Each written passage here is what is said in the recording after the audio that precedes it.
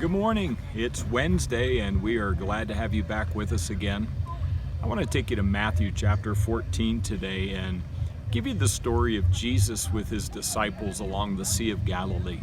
They had just spent the entire day doing ministry, and Jesus is protecting his disciples by giving them some breaks. And he tells them to get in the boat, go to the other side, and he would meet them there later. So here in Matthew chapter 14, verse 22, we pick up the rest of the story. Immediately he made the disciples to get into the boat and go before him to the other side. And while he dismissed the crowds, and after he had dismissed the crowds, he went up on the mountain by himself to pray. And when evening had come, he was there alone.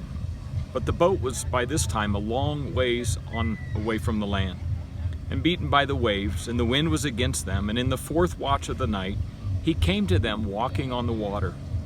And when the disciples saw him walking on the sea, they were terrified and said, "It is a ghost." And they cried out in fear. But immediately Jesus spoke to them, saying, "Take heart, it is I. Do not be afraid." And Peter answered them, "Lord, if it is you, command me to come to walk on the water." And he said, "Come." And so Peter got out of the boat, walked on the water, and he came to Jesus. But when he saw the wind, and he was afraid and began to sink, he cried out, "Lord, save me." And Jesus immediately reached out his hand, took hold of him, and saying, "O ye of little faith, why did you doubt?" And when he got into the boat, the wind ceased. And those in the boat worshipped him, saying, "Truly, you are the Son of God." There's so many different aspects of this story of Jesus with his disciples. And what he is teaching them is ultimately an act of faith. But let's go back through the passage and notice a few things. First, ministry is exhausting. And Jesus realized the importance of getting his disciples away from the crowd of people so that they could rest. But Jesus also understood that prayer was how he was going to refresh himself. And so for you and I that do ministry, it's important to understand time away from the crowd, and prayer is so important for us to be refreshed. But then also we notice this, that the disciples encountered their storm when they were away from Jesus. In verse number 24, Jesus said, by this time, the boat was a long ways away from where he was. And just a geographical illustration for us spiritually, when you and I don't stay close to Jesus, fear and storms are going to rock our lives. But then it goes a little bit further, the terrified.